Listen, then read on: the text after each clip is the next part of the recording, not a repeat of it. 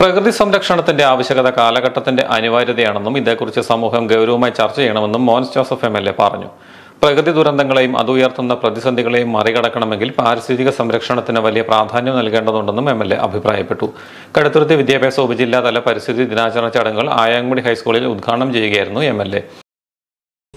ഇന്ന് സമൂഹത്തിൽ ചർച്ച ചെയ്യുന്ന പ്രകൃതി ദുരന്തങ്ങളും പ്രകൃതിയുമായി ബന്ധപ്പെട്ടുള്ള നിരവധി പ്രതിസന്ധികളും അതിനെയെല്ലാം അതിജീവിക്കുവാനും നാളുകളിൽ നമ്മുടെ പ്രകൃതിയെ സംരക്ഷിക്കുവാൻ ഭാവി തലമുറയ്ക്കും ഭാവി കാലഘട്ടത്തിൻ്റെയും കരുതലായി പരിസ്ഥിതി സംരക്ഷണം ഏറ്റവും പ്രധാനപ്പെട്ട ഒരു അനിവാര്യതയായി ഇന്ന് ലോകം മുഴുവൻ ചർച്ച ചെയ്യുമ്പോൾ കേരളം അതിൽ വലിയ മുൻഗണന കൊടുക്കുന്ന വിവിധങ്ങളായ കർമ്മപരിപാടികളാണ് നമ്മൾ ഏറ്റെടുത്ത് നടത്തുന്നത്.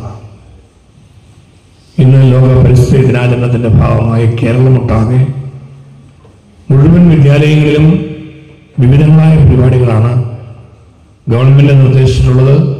പ്രാദേശികമായി വിവിധങ്ങളായ പരിപാടികൾക്ക് നമ്മൾ നേതൃത്വം കൊടുക്കും. സ്കൂൾ മാനേജർ ആയാങ്കുടി വാസുദേവൻ നമ്പൂതിരി അധ്യക്ഷത വഹിച്ചു. Pramod, Fauly George, headmaster Bijukumar TS, Biju Mullakkudi, Johnny Kaniveli, അധ്യാപകരായ ശ്രീകല, ഇന്ദു, സൗമ്യ, സ്വപ്ന തുടങ്ങിയവർ പ്രസംഗിച്ചു. സ്കൂൾ അങ്കണത്തിൽ തേന്മാവിൻ തൈ നട്ടുകൊണ്ടാണ് പരിസ്ഥിതി ദിനാചരണ ചടങ്ങുകൾക്ക് തുടക്കം കുറിച്ചത്. കുട്ടികൾക്കായി പ്രത്യേക ബോധവൽക്കരണ ക്ലാസും നടത്തി.